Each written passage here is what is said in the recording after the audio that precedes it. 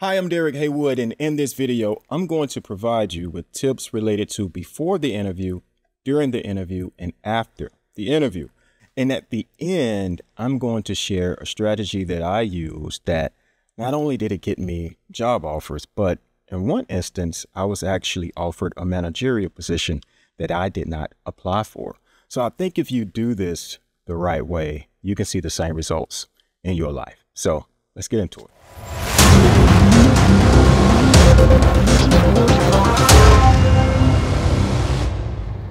So I had several students that have reached out and just basically said, hey, I have an interview coming up. What tips do you have? So I figured at this point, it'd be best to do a video. And I've now, at this point in my career, I've been fortunate enough to see both sides of the spectrum, right? I've been trying to get the job and I've been hiring people for jobs. So what I would like to do is just share some insight with you that I think will be beneficial from both perspectives to really give you a leg up to get that job offer. So I was originally going to do a series for this topic, but I decided to do two longer form videos, this one and another video with the link in the description. So if you're here for something specific, be sure to check out the timestamps because you can go directly there if you want. I encourage you to watch the whole thing because I think you'll be able to take away a lot from the things that I'm going to share. But if there's something specific, check out the link in the description and the timestamps, and that could save you some time if necessary. Frankly, I get it. There was a point in my life where, man, I probably did 15 to 20 interviews over the span of a month and a half or so. And that's a lot with different companies, multiple interviews with some companies. And I just wasn't landing a job offer for whatever reason. Now, looking back, there were some things that I now see that I could have done differently. But I just didn't get a job. It was like a dry spell of no job offers during that time. But I learned a lot, and it led me to think creatively with this strategy that I'm going to share with you at the end. It led to the birth of that actually shifted the trajectory for me, or it was very pivotal. It actually landed me a job at that time, which was years ago. I don't use it as much now, only when I feel like it's necessary, simply because I've become better at interviewing and communicating my thoughts. But we'll talk about more of that at the end of the video. But before I jump into before the interview, let's talk briefly about applying for the position, because there could be some people out there that you may be preparing for an interview, but getting the interview invitation is also a critical part. And how do you do that? Well, first, we live in an AI world now, right? Artificial intelligence is causing industries and jobs to change daily, consistently. So the benefit to us is we have tools at our disposal that we can use to craft resumes, cover letters, and CVs and things of that nature. And you should be using those tools. For example, taking a job description, pasting it in ChatGPT, saying, hey, write me a cover letter based on this job description. I've done that before. However, it wasn't completely accurate, but there was information that I took from that and added to my current cover letter. So you want to do things like that. However, you don't want AI doing everything for you and then not proofread and things of that nature, because on the other end, we now have tools that can detect whether someone used artificial intelligence, right? Today, we have to get more creative and more strategic about applying for positions. So when using those tools, we're still in a keyword search era, right? So you want your resume to almost mirror the job description. So any experience you have that you can modify your resume and reference specifically with the wording as it is listed in the job description, almost verbatim, then you want to take that and modify your resume. And unfortunately, the best way is to do that for every position you apply for. Now, I know that is very time consuming, right? That's why at this point, if I'm applying for something, it's probably the only thing I'm applying for. I don't have to blast my resume like I used to, just trying to get employment and things of that nature. But if you are in that place in your life, the easiest way to get called in for that interview is to make sure that you're satisfying what's in the job description, right? So craft a cover letter, use AI to help you do those things, but don't trust AI 100%, and make sure you're aligning that resume, that cover letter to the job description so that you can get called in for the interview. Now, when it comes to your resume too, you want to make sure that the formatting is properly done, right? I mean, in higher ed, we use CVs that are more detailed because we put publications, speaking engagements, things of that nature on our resume per se. But in a different industry, that may not be necessary. But look at this from a hiring manager's perspective. They're trying to look at several candidates. If a human is actually reviewing the content, they're looking at several people's resumes and cover letters, right? So they're skimming. They're not reading detail for detail. At least I don't. I look for highlights. So you want to think in the same fashion. Minimize content. You want your formatting to be clean. So when it pops open, things just pop off the screen. That's what you want your resume to do. In that case, it's real easy to determine whether you're a fit or not a fit for the job opportunity. Now, in a different industry, let's say marketing or creative jobs, which I've applied for and worked in that industry for a spell too, is completely different. A creative, fancy resume speaks about your work. It complements your portfolio when you're trying to work in the creative space or editing graphics or something of that nature. So completely opposite. In higher ed, black and white, right? White paper, black text. That's it. No fancy stuff. That's just the tradition of the industry, at least from my perspective and my experience. So make sure your resume is properly formatted, highlighting skills, again, keywords directly from the job description, and that's going to help you get the interview. Now let's talk about before the interview. First, let me say this. You have to be authentic. Right? Authenticity. We can easily detect when somebody's being authentic, right? So I want you to be your authentic self. Don't think that you have to change who you are. You may not want to share certain things about yourself, but this is not about changing who you are. This is about improving the authentic you so that you can stand out in the interview. So now I want to give you what I call the 5 P's of a successful interview. It starts with preparation, practice, posture, professionalism, and persuasion. Okay, so preparation is all encompassing, but this is really about doing your research. You want to research the company.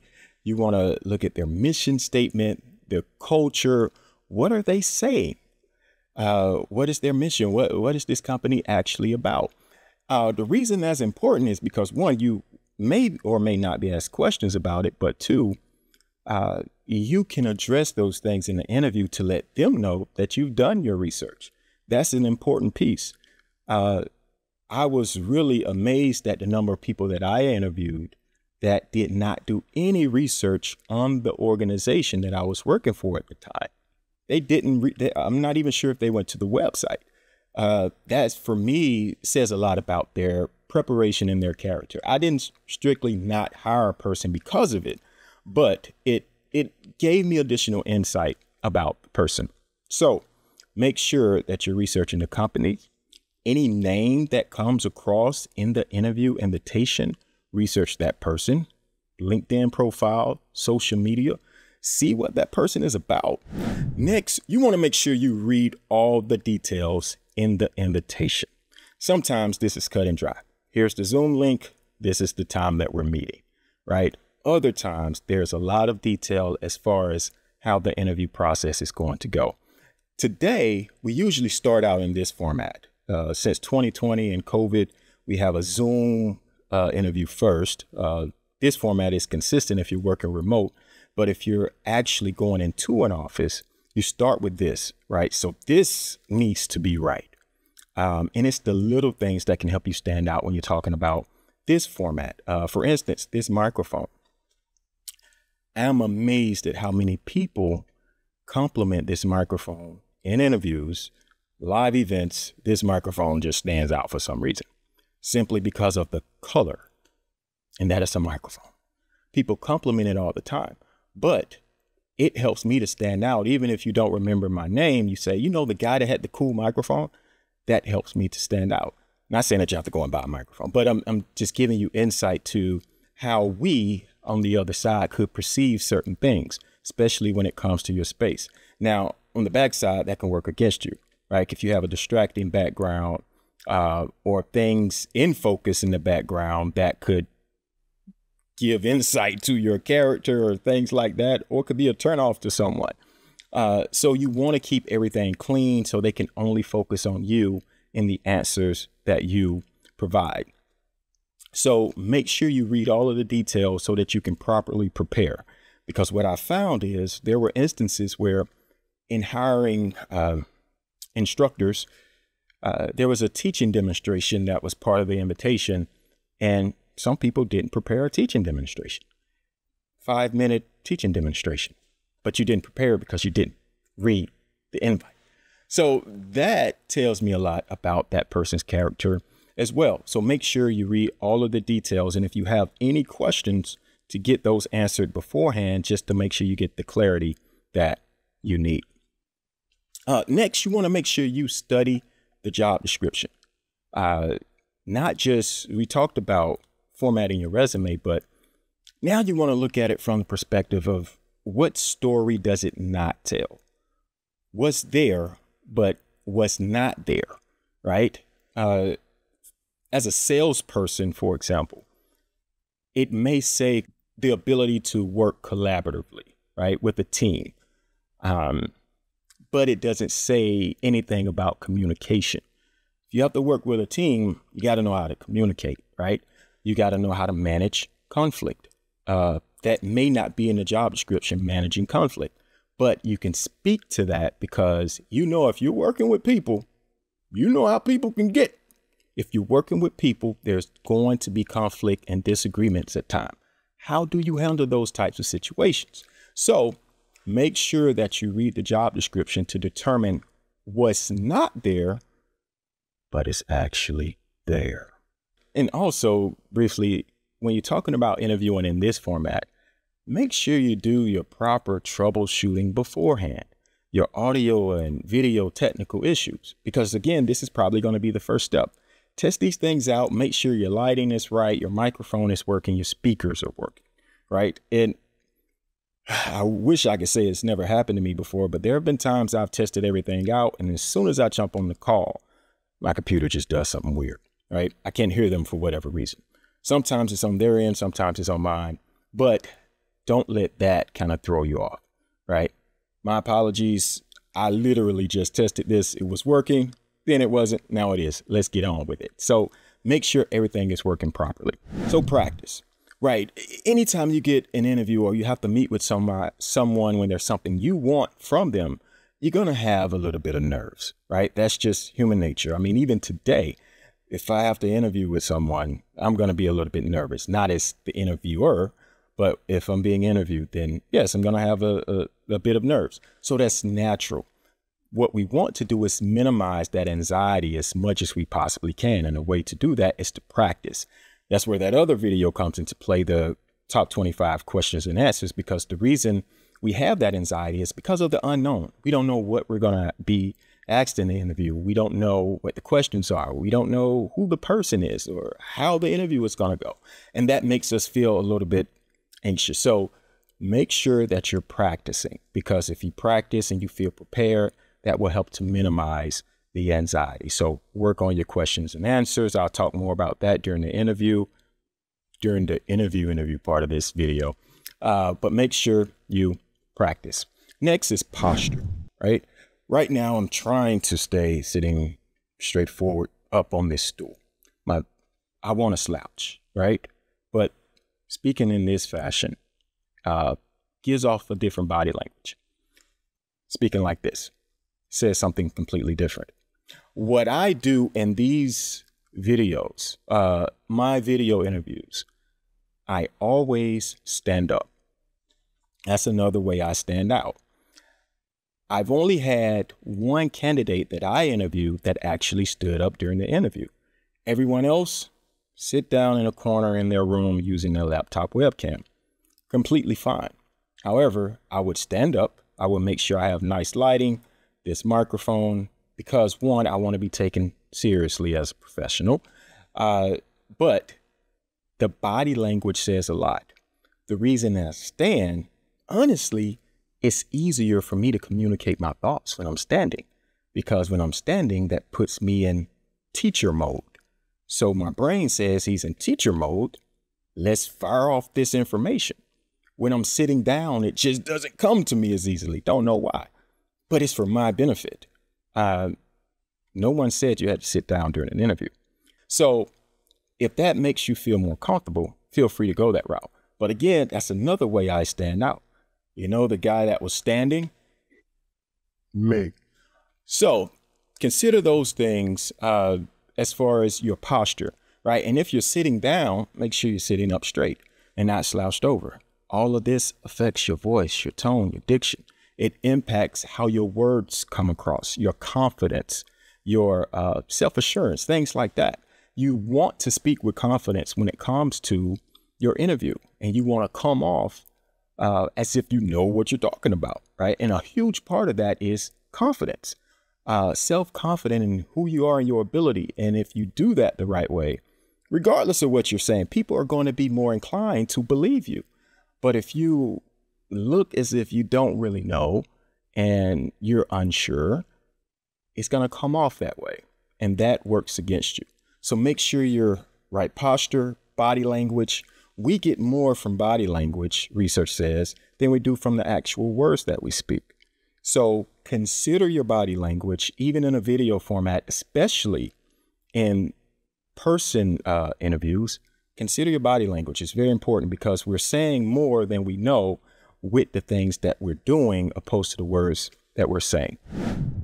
Now, professionalism. This goes without saying, but be a professional. I mean, treat the interview like an interview. You're there for a job. You want the job. Treat it as such. However, don't be that person that, why so serious? In my, who was that? Dark Knight? Heath Ledger? What was the guy's name? The Joker. Why so serious? My voice. Anyway, don't be that why so serious person. You don't have to be serious about everything, right? Frankly, I look for opportunities to tell jokes during the interview, appropriate jokes, because I realized for me during that spell where I didn't get a lot of job offers, it was simply because I wasn't letting my personality shine through in the interview. I didn't. I'm more introverted in nature. Naturally, I have a more stern look. So to me, my natural posture is I'm just being me. But for everyone else, they were reading me as, what's going on with that guy? He looks upset. Oh, I bet he's a mean person. A lot of people told me I was a very mean person for a very long time. And I was like, why would you think such a thing? Because I was walking around mean mugging all the time. Natural disposition. I started smiling this big smile a little bit more often. And that began to make people feel more comfortable. People want to read you. And fact of the matter is, it was very difficult to read me, which means there was a question mark, like, seems okay, but I'm not sure because, I mean, he didn't really smile enough. He didn't come off as friendly. I'm not sure if he's a cultural fit. So to avoid that, what I decided to do was smile a little bit more, tell a few jokes to make them smile. Because again, it's so natural for me. I'm oblivious to the fact that I'm walking around looking like a mean person to people. So consider that. And being a professional, help people relax and feel comfortable, because there are some people that interview others and they feel nervous as well. But you want to be professional. If you're going to tell a joke or something of that nature, just make sure it's appropriate. I've had some inappropriate jokes that were told, and I laughed and said, I can't believe you just said that. He ain't getting hired. So anyway, make sure that you're professional throughout the process, the entire process, from the time you communicate with someone or engage with someone at the building until you actually get the job offer. treat everyone with kindness. And lastly, persuasion. Most people that I've interviewed treated the interview as more informative when we look at forms of writing, where I don't need you to just give me information, right? I need you to persuade me that you're the answer to my problem, right? If I'm hiring for a position, there's obviously a problem somewhere, and I want to know if you're the answer or if you have the answer. To do that, you have to speak from a persuasive perspective. Don't just share information about yourself and your experience. Be more persuasive about the things that you've done. And this is the opportunity to boast and brag about yourself. I say that in almost every interview, like not meaning to be boastful, but I really want to share some things that I've done in the past that I think will benefit the organization if afforded the opportunity. And I basically say that with humility. Let me brag a minute if you don't mind. I've done that just in a jokingly way, but you gotta be persuasive. And a way to do that, again, is just speaking about your experiences, your examples when you're answering questions in a way that that treats the company or the job that you're going for. It's kind of just winging it in a way. At the end, let's say you took, let me turn that off. Okay. Let's say you saved a company millions of dollars on a project that you did, or you reduced this specific statistic by 20%. And after you give that example, you can say, and you know, that is something that I believe that I will definitely be able to do at this organization, considering the research that I've done. Now, if you say something like that, the follow-up may be like, what research are you referring to? So you better have done your research, right? Anyway, be persuasive. That's going to be more beneficial than you know. All right. And real briefly, I also want to talk about scheduling of the interview, because most people, especially when you're anxious for something, right? I know me, especially when I needed a job and the interview invite came in, I immediately like, what you got first? I want to go ahead, get it done, get the money coming in, right? Don't do that. It's more important for you to schedule at a time that is most beneficial for you. Now, some companies are going to reach out and they're going to say, hey, we would like to interview you. Here are the dates and times we have. Let us know when you would like to interview. In that case, try to be as flexible as you can and pick the day and time that works best for you. Usually when they do that, they give you a few morning options. They give you a few evening or afternoon options, right? So make sure that you're choosing the time that works best for you. Now, if it doesn't, don't be afraid to say, unfortunately, none of these dates work for me. Because, I mean, if you're currently working, you're not obligated to take time off to interview, right? You may not want to use your vacation or PTO for that. So if you want to do it at a time when you're actually off of work, just submit the request and let them know. Maybe they'll be flexible, maybe not. But it would be up to you to actually make the sacrifice if they weren't willing to change their schedules. The other thing that people usually do is ask you, hey, when is a good time? What dates and times are you available? In that case, again, send the dates and times that you're available. But what I found worked for me is I always do my interviews in the morning. And if available, I always do my interviews on Friday morning. Here's why. Morning for me, I'm sharper in the morning. I'm not as tired in the morning. I communicate my thoughts better in the morning. Just had my coffee, fresh out of the bed. Yeah, mornings work best for me. And Fridays, I love choosing Fridays because research shows people are happier on Fridays. Believe it or not, the interviews that I've done on Fridays seem to have more laughter in them than the ones that do not take place on Friday, which is why I avoid doing interviews on Mondays, because there's just something about Monday that makes people a little bit more, ugh. So try to stay away from Monday, but I always chose Friday, always chose the morning. And even me, I was happy on Friday. Maybe it's payday, right? Or the weekend. So because of that, I scheduled when I felt like people would be in their best emotional state, right? You're more open, you're more relaxed, you're not as serious. So make sure you choose a day and time that works best for you. And the last thing I'm going to mention, and I talk more about this in the other video, but the STAR format is how a lot of organizations still today say they're conducting the interview, right? STAR, situation, task, action, result, something of that nature. The STAR format is behavior-based questions. So tell me about a time when you had to deal with conflict on a team, something of that nature, right? So, and they want you to tell the situation, task, action you took, and the result of the outcome. What I found that worked for me is I rambled a lot when I tried to follow that format initially. I spent too much time answering the question and giving too many details. So I kind of flipped it a little bit. And instead of just going off what the situation was, I always started with the outcome so that they can go ahead and write it down, because they're going to be taking notes. And the first thing that I would say is, oh, awesome, I can tell you about a time where I actually improved operating efficiency by 10%. So that alone right there tells them the outcome and the result. I improved something. You want to use that language too, increased or decreased, and by certain percentages. If it's a quantitative example that you're giving.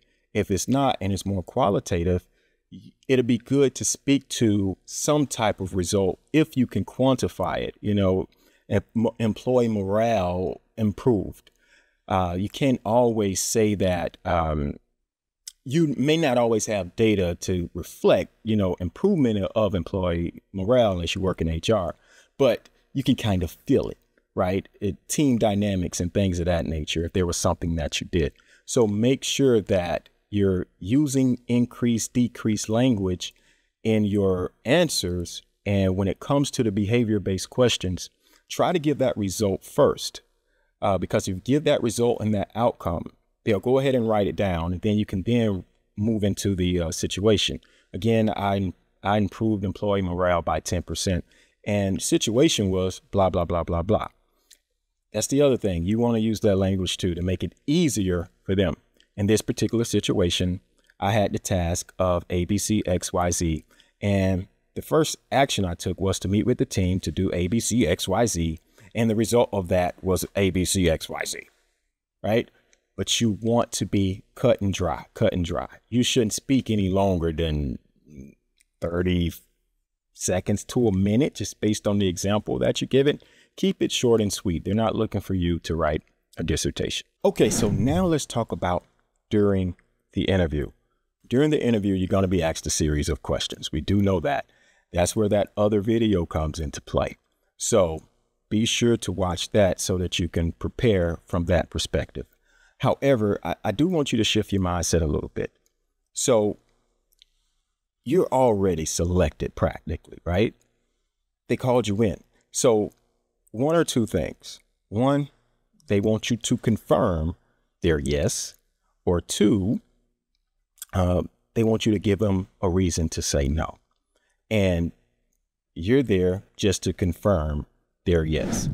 Do's and don'ts, right? So few do's and don'ts during the interview. First, do be on time. And I know some people say if you're on time, you're late. If you're early, you're on time. So treat it that way. I don't know if you've had the experience, but especially with a virtual interview, you log in, try to join the meeting maybe 1 minute or right on time, and Zoom decides to update. Really? Don't let that happen to you, right? 5 minutes early is okay. In most instances, you can't get in the room until they open it anyway. So go ahead, click that link and arrive early. Better that than to be late because of a Zoom update. Next, dress for success. So typically some sort of suit, male or female, is standard or traditional, right? Every company, you just don't require that anymore.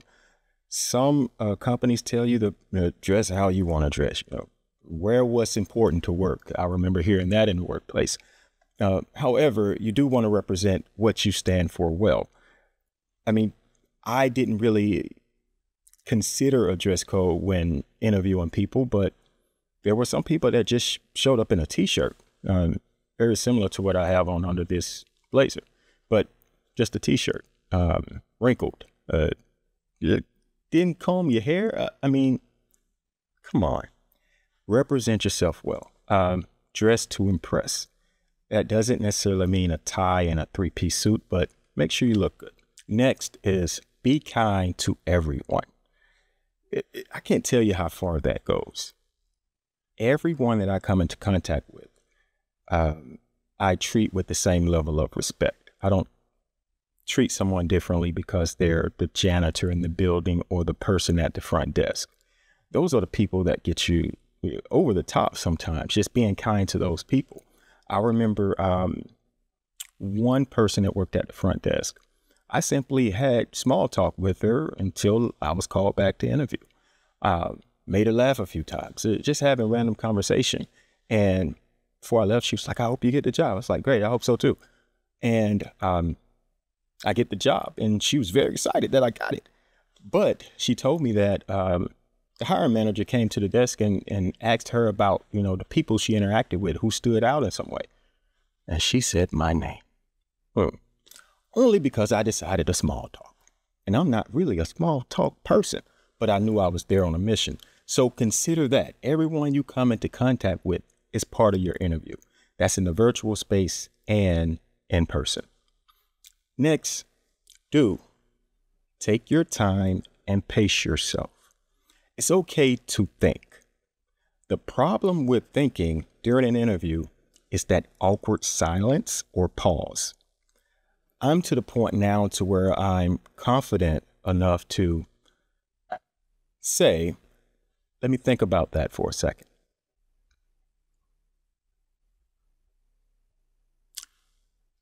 Okay, and then I'll go into my answer. That is totally fine. You're a human being.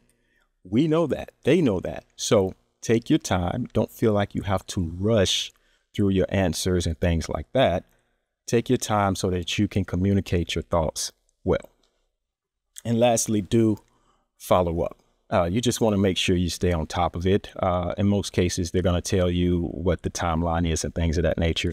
But you want to stay in touch just so that you're not praying for something that is already water under the bridge, right? If they've moved on and selected someone, then you can move on and consider other options. So make sure you stay in contact with the right people. Now, let's talk about some of the don'ts, right? A lot of this should go without saying, but don't be impatient. And don't be impatient in the sense of during the interview, not so much, but after the interview. Too much follow-up could be annoying, okay? I've experienced that before too. And I know sometimes after we interview, the next day we want to hear something, but they could have 2 weeks of interviews outlined and you won't hear anything. And you're propelled to reach out to the hiring manager or to find their email address on LinkedIn and just reach out to them blindly. Don't do that. Don't be impatient. Be patient and wait. I typically gave them a courtesy if it was longer than expected and just followed up with everyone. If we had not made a decision, hey, still pending, just letting you know. People appreciate that communication, but a lot of people don't have time to do that. So be patient. Don't be impatient. Next, don't badmouth the company, former boss, or employee that you worked for. Now, it's okay to share experiences that you've had that were just horrible experiences. That's one thing. But calling people by name, specific companies or organizations, and just talking bad about them in a way that's disrespectful or distasteful. That's what you want to avoid.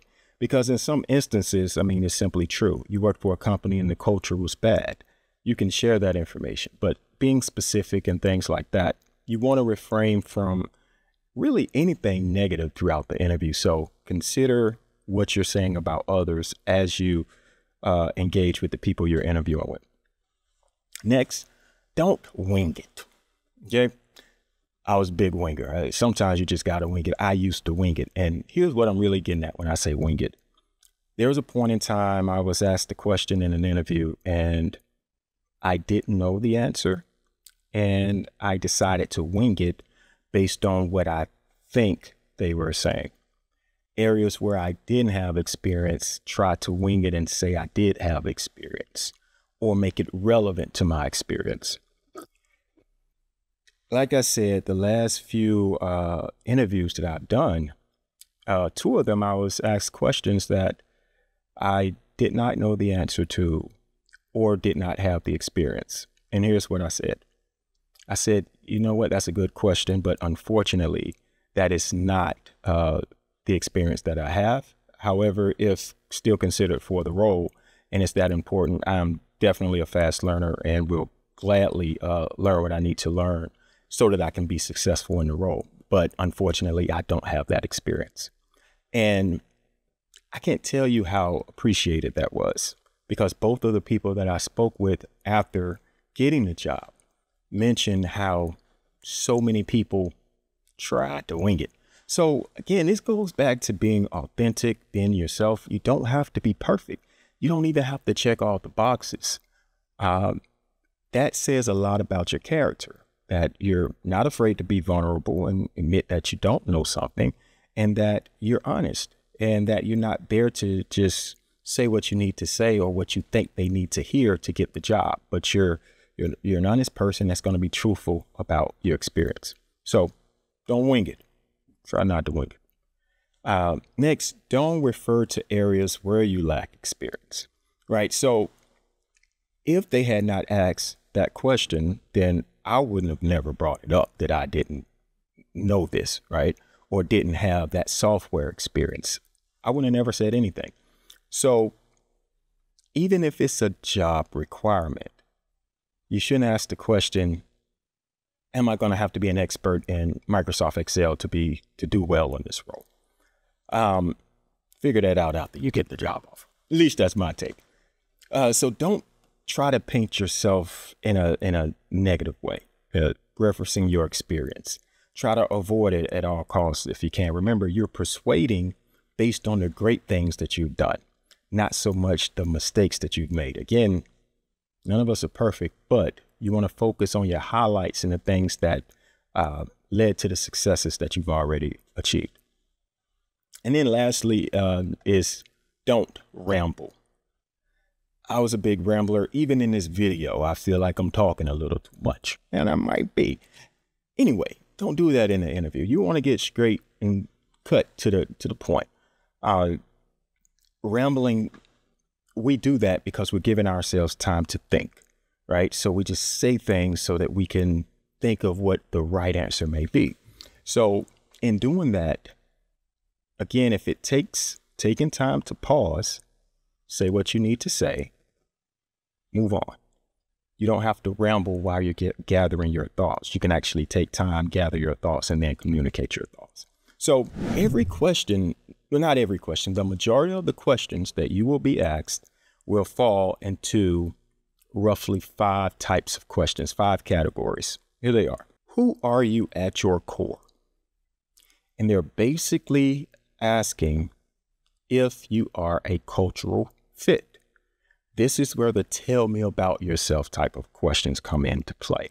So who you are and if you're a cultural fit, think about you as a person. Again, I addressed that question in the other video, but consider you, your values, how they align with the organization's missions, values, and goals, vision, things of that nature. That's why you want to do research on the company. So who are you at your core? Second, do you work well with other people? What we're really asking here is, how well do you manage conflict, pressure, or workplace stress? We know that if we work with people, there are going to be disagreements. How well do you handle conflict? Can you manage conflict, right? That's really what we're asking when we say, can you work collaboratively? Have you worked cross-functionally? Because if you have, we know that you've dealt with some form of disagreement or of that nature.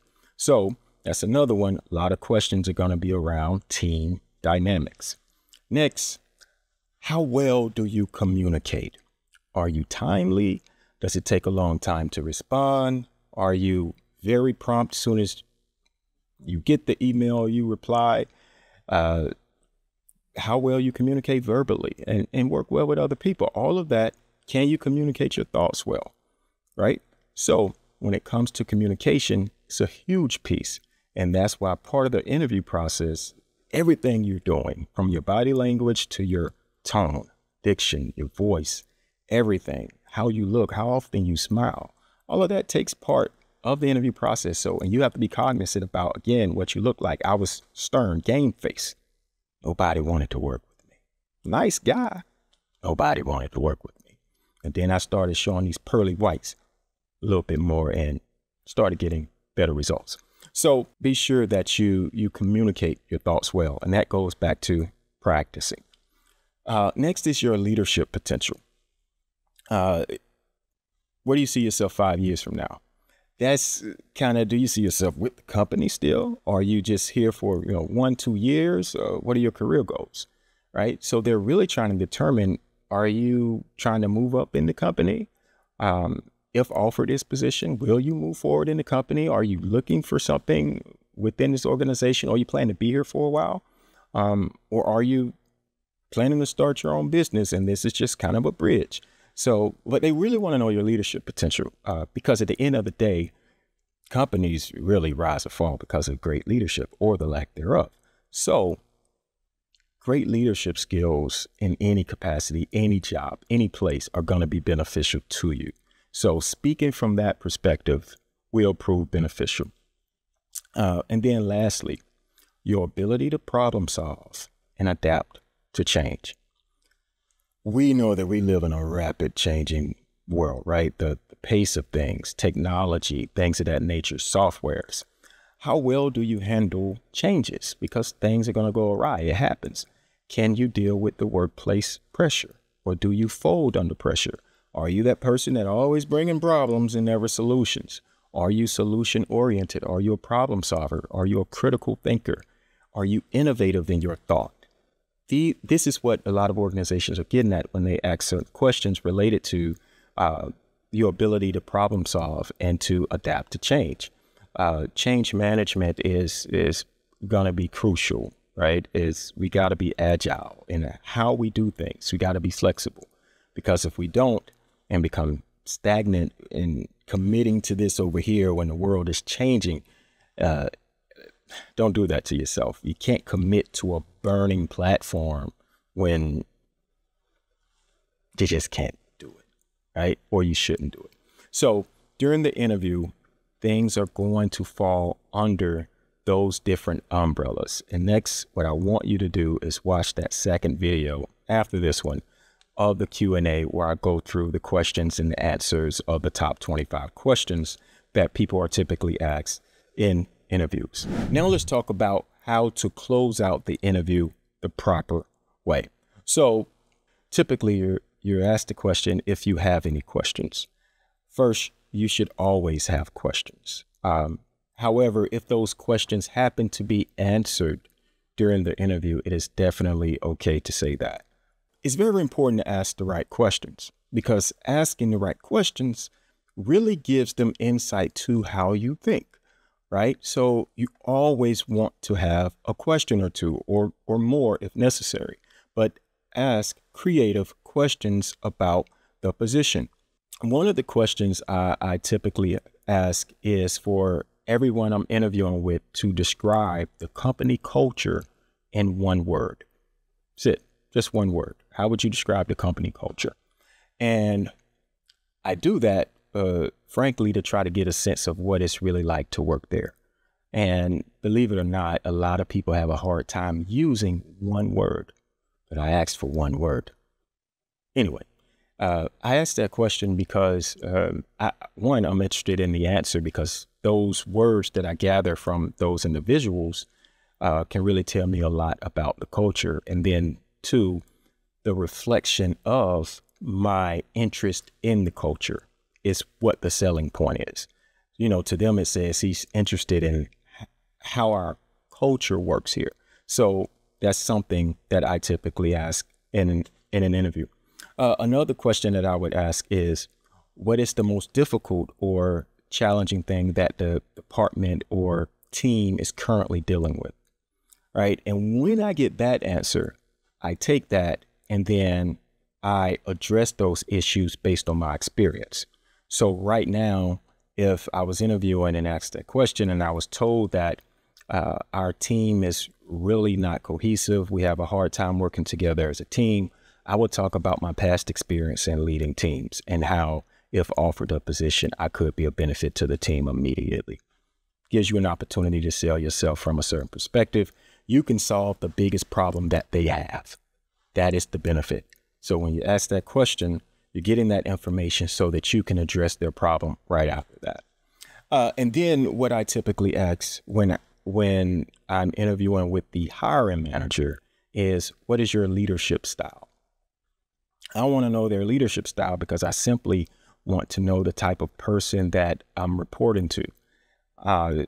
Most people will go into detail about how they do things. They don't typically give me a leadership style.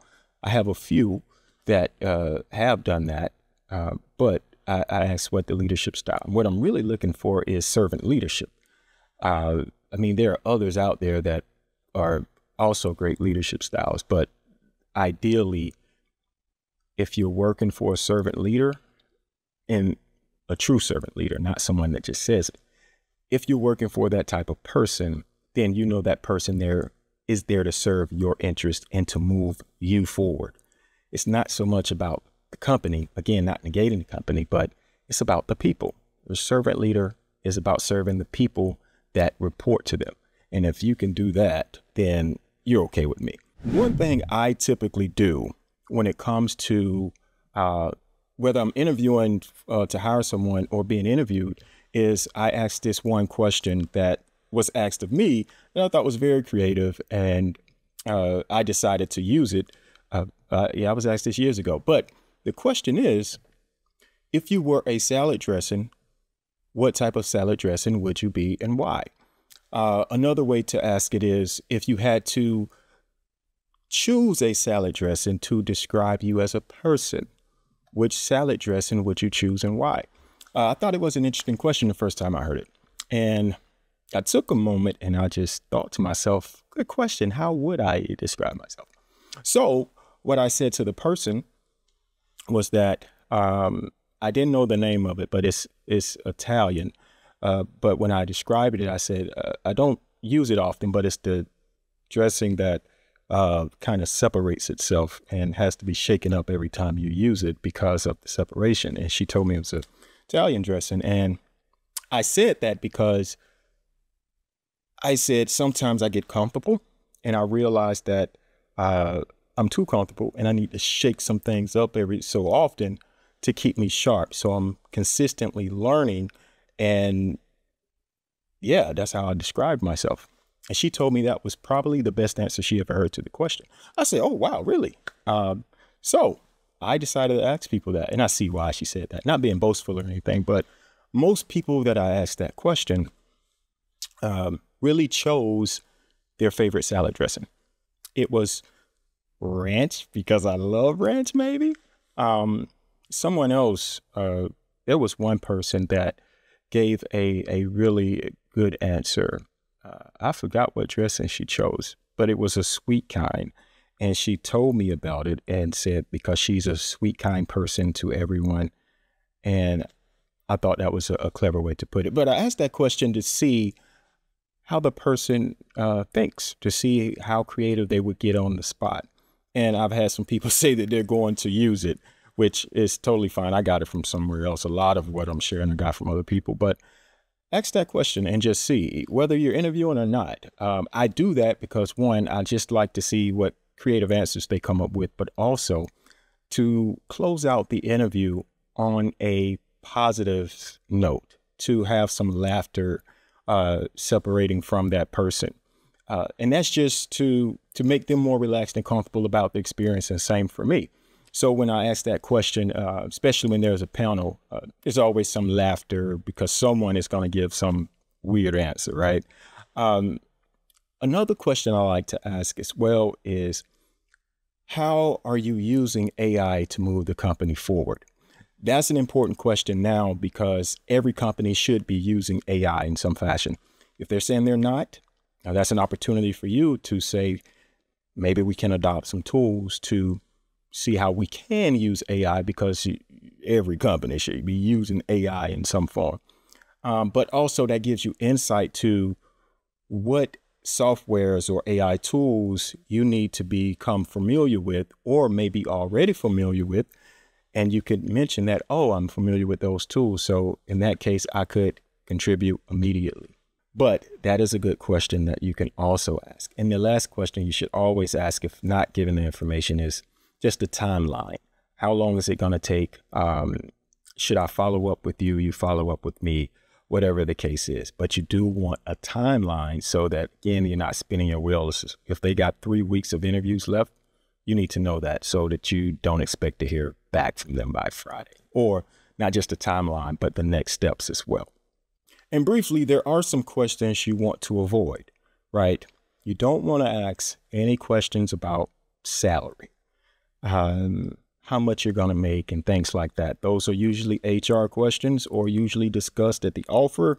Don't really bring that up. Sometimes they bring that up beforehand because they don't want to have the conversation with you or invest the time in you if they don't believe they can afford you. So make sure that you're not asking those types of questions up front. Benefits, time off, save all of that to after you get the job offer. That's the best time to discuss those things once you know that they are very interested in you as a candidate. Now I'm going to share with you the strategy that I used that got me these job offers, again, a managerial position, and all of this. It's very simple, but it really came from not getting the job. I began to think a little bit creatively and said, what can I do differently to stand out? And here's what I did. I simply created a presentation that I call Derek Haywood's Highlights, right? It's a 5-page presentation that I started doing at the end of my interviews. So when they give me the opportunity to ask questions, I would ask those few questions that I just mentioned.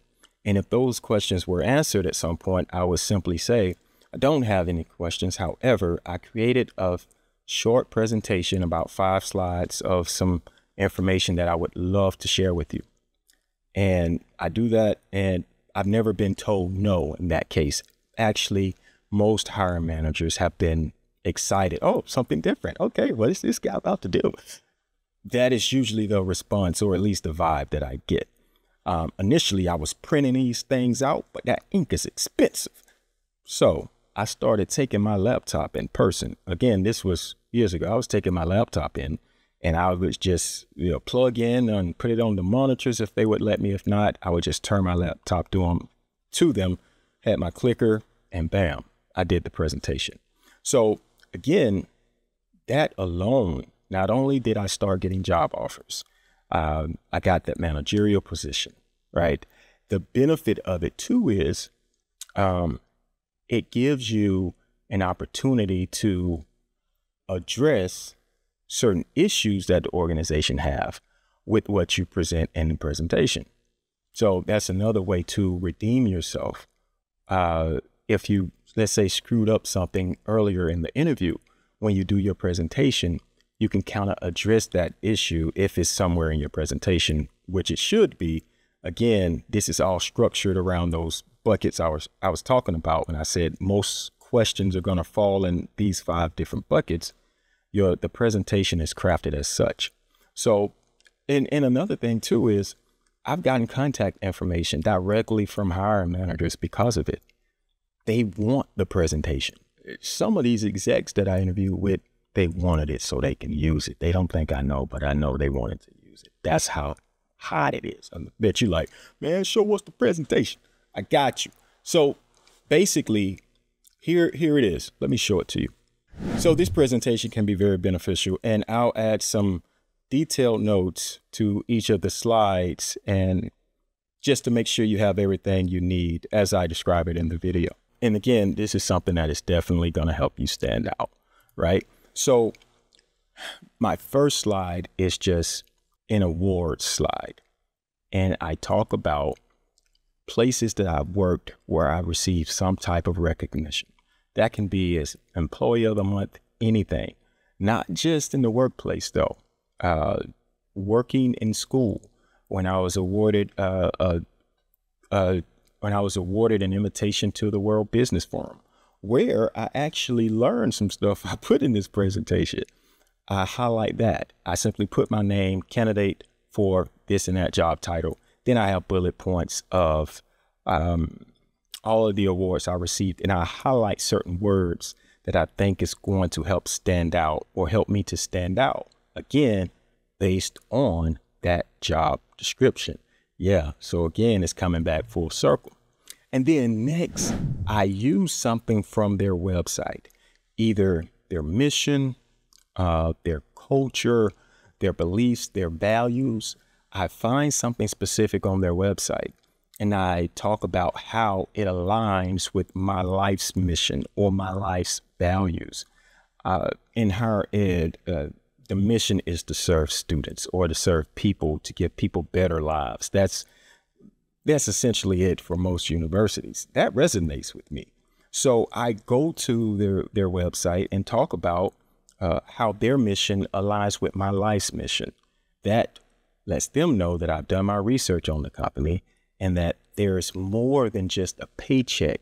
I want to be here because my life's mission is associated with the mission of the university.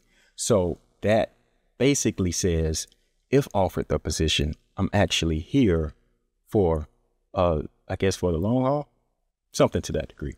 But it gives you a competitive advantage simply because you've proven that you've done the research. Next, this is just skills, right? Skill level. Going back to the job description. So that job description is going to have certain skills that you need to have, right? Typically, I modify this based on the job that I'm applying for. I don't have to touch this presentation though until I get the interview. So I don't do anything until I get the interview. Then I go back to the job description and I look at those skills, and then I modify this slide based on what those skills are. So if it's something I really need to be good at and I'm really good at it, I'm definitely going to highlight it, say, hey, this is a strong suit for me. The other thing that I do is I highlight an area where I'm not as skilled, but I saw it on the job description, right? And I let them know that this is not my strongest area, but this is an area that I'm working on. So I kind of put my weakness out there and say how I'm correcting that weakness or improving that weakness by learning more about this particular skill or improving this particular skill. So you can modify this, and honestly, the numbers, I just rated myself on a 100-point scale, and you can do the same. But the important thing is to make sure you're pulling things from the job description that's reflected here. And I say that. I say based on the job description, I looked at the skills, and this is how I personally would rate myself. And it does a few things. It says you pay attention to detail, you read the job description, and you're even vulnerable enough to say, here's my weakest area and how I'm working on it and how I'm willing to improve it if offered the position. Next is the 90-day plan. It's 30, 60, 90-day plan, if done correctly, really puts the icing on the cake until you get to that last slide that I'm going to show you in a second.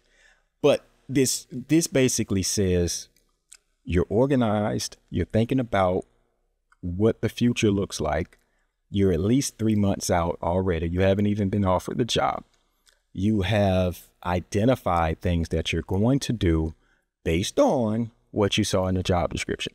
And a lot of this is real generic, to be honest with you. You got to meet new people in the first 30 days, right? You're going to see that I say I'm going to meet people in teams and things like that, right? Learning systems and softwares. You're going to do that in the first 30 days at any organization. So, but 30, 60, the important thing here is I talk about evaluating myself and soliciting feedback from others based on my performance within this small window. So I'm course correcting every time I'm fixing the issue if there is an issue. So 30, 60, 90 days. So 90 days, you're basically saying, I'm going to be learning up to 90 days. By the time I'm off that probationary period of 90 days, I'm going to be ready to roll. And next here, this slide I don't always use. If I'm going for a leadership or managerial position, I use this slide. But if you're going to use this slide, I basically talk about my top 5 behaviors of a leader and talk about how I would lead a specific team. And this is self-explanatory. I'm not going to speak a lot about that, but this one I only use when I'm going for a leadership position. And this one is the final slide. And I specifically titled this slide, Why Me? And I do that because, again, selling myself, I tell them, I play this video, and this is the video. I would give the guy credit if I knew his name. I saw him at the World Business Forum. He showed this video and he talked about what leadership should look like. And as you can see from the video, you can't really tell who the leader is, but leadership is there. And he just kind of preached over this video, say, and made it very inspirational with some soft music behind it. And basically was saying that, leadership is not basically putting yourself on a pedestal, but really just being humble and leading people and serving people. And he gave some statistics around starlings. I think that's what this is called. Starlings are birds, some type of birds. But he gave statistics around how there's never been a recorded crash on record of this. And talked about how teams need to move in unison and collaboratively through the twists and the turns of an organization. Now, this is the icing on the cake for me, because I make sure I speak to this slide in a way that inspires them. And I talk about organizations are going to go through good times. They're going to go through bad times. But we have to stay cohesive. We have to stay as a unit, and we have to keep believing and keep moving forward. This is not about leadership in a sense of who's doing their job right, but this is about us as a team, working together as a team and being humble about our accomplishments and not pointing the finger when we make mistakes and being accountable. So I'm throwing all of these terms in there, right, while this video is playing, and they're just, I got them eating out the palm of my hand at that point. I'm like, boy, I'm killing them. But no, but if you do this the right way, I've seen smiles, and I didn't address them, but I've seen people smile when I got to this slide, because I think they really bought into the idea. When I got the managerial position, the guy smiled when I got to this slide, right? And when I'm done with this presentation, almost everyone that I've done it for asked if I could send it to them. But see, I would do that in the 30, 60, 90-day plan. It's a lot of detail there. In that slide, I would always say, I know it's a lot of detail here. I won't read it word for word, but I can gladly send this presentation out to you if you would like to read it. That's my way of getting their contact information. Yeah. So I did that. And yeah, it was just a way of standing out. And then once I did this, that was it. It was simply, thank you so much for your time. And I kid you not, everyone that saw the presentation talked about how great how great the presentation was and how much they loved it, and asked for me to send it to them. Some of them wanted to see it. Some of them wanted to use it. I know it. And it's okay. That's why I'm giving it to you, because frankly, I don't think I've used it, and I haven't used it in the last few times because I haven't felt I needed to. I always had it on standby though. It was almost like a, just in case things break and I drop the ball, this is my course correct. So consider using this. I put in the description a link to download this template. You can modify it however you choose to. The video is in there. Have fun with it. Make it better. Share the link with the community. Share it with someone who needs it. I don't care. I'm not charging or anything for this. This is me giving this to you. But yes, use it, make it better. It doesn't have to be exactly like I did it. The other thing that I did do with this presentation too, you'll see, is I always changed the colors of the presentation to fit that of the company. So if their colors were red, let's say like Coca-Cola, then I would change the colors of the presentation to reflect the Coca-Cola red.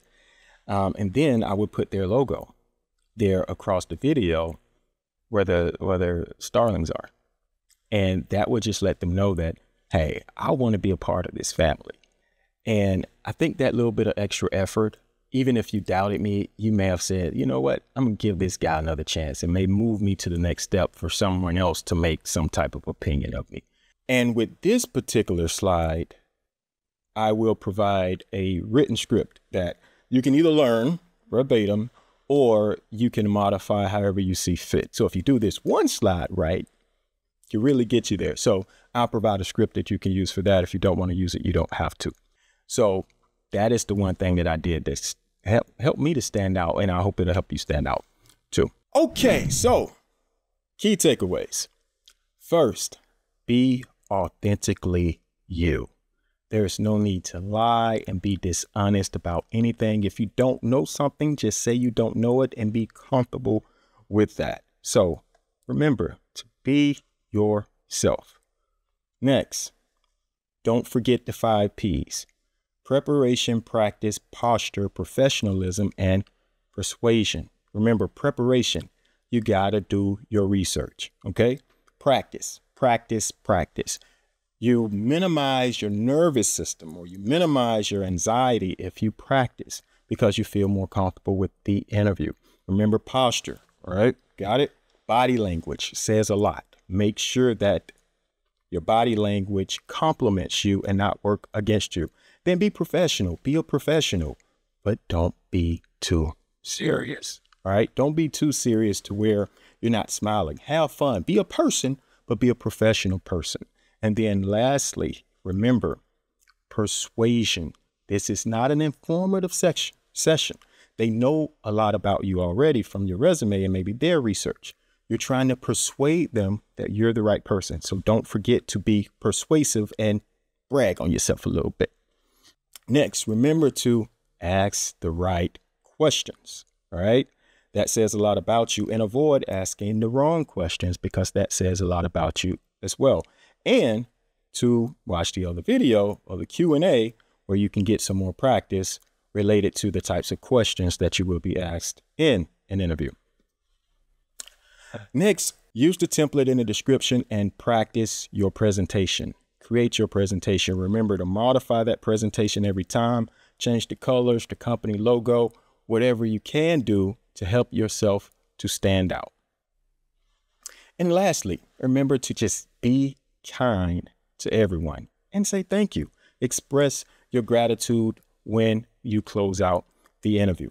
And that is it. I know that's a lot. I know it's a lot of information that I threw at you, but I think even if you have to watch this again, or if you took notes, whatever the case is, use the timestamps and come back to different areas of this video until you feel like you've mastered the skill of interviewing, because frankly, especially if you're early in your career, you're going to be doing a lot more interviewing. This can really make things much easier for you. So good luck. Thank you for watching. And I will say this too, regardless of how well you interview, sometimes the company, you're just not a good fit, or they've already selected someone, right? There's an internal candidate that pretty much had it locked, but they're still doing this formal interview process. They're not going to tell you that. But what I will mention also with this presentation, not only was I received job offers, that managerial position, but I was also exposed to other positions that people wanted to consider me for. This one company, I interviewed like 4 times with different people because of it, and I never got a job offer. Yeah. This is when I first started working it, and I knew it was working, but they never hired me. Still wonder why to this day. That one is still a question mark. Anyway, where was I? I don't know. I was closing out. So come back to this video if you have to. Sometimes you're just not the right person, and that's not a negative reflection of you. Sometimes they just go with someone else, and sometimes there's just a better candidate, and that's okay. You keep practicing until you land a job. All right. Remember to like, comment, share this video with someone if you think it will be beneficial. Thank you so much for watching. Good luck. Please feel free to reach out if I can help with anything. Take care.